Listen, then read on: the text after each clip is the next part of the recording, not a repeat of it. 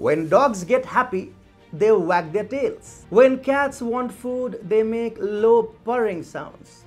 When some species of lizards are cornered, they shoot blood out of their eyes. And when good old China wants to lose some money, it moves towards Thailand.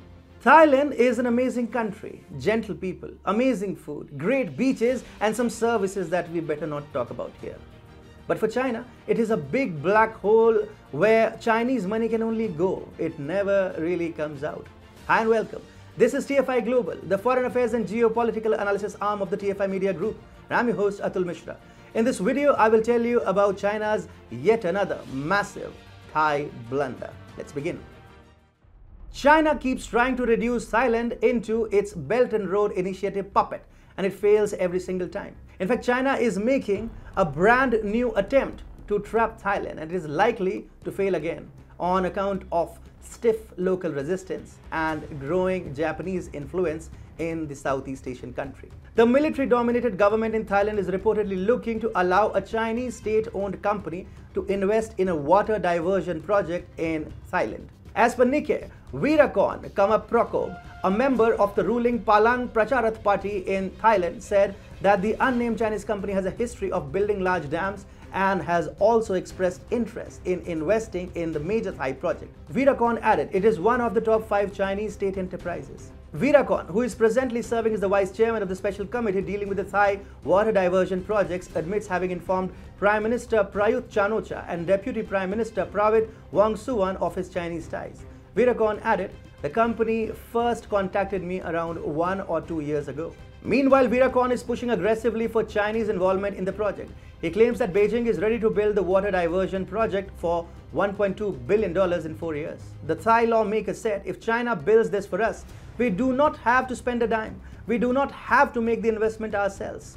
He added, if the Chinese want to do it, we should let them do it. Veerakorn's strong endorsement of an unnamed Chinese enterprise suggests that Beijing is about to back a big infrastructure project in Thailand. However, China is not going to have an easy time. The project that involves building a 69-meter dam across the Yuam River to create a reservoir and the construction of a 61-kilometer-long tunnel under pristine forest to direct water to the Bhumibol reservoir is simply too ambitious to go ahead without any reservations. In fact, allegations are already flying around regarding the hasty approval of the environmental impact assessment, that is the EIA, of the controversial project last week. In fact, environmentalists in Thailand have sent warning bells ringing for the unnamed Chinese investor. The EIA approval issued by Prawit's committee is being challenged.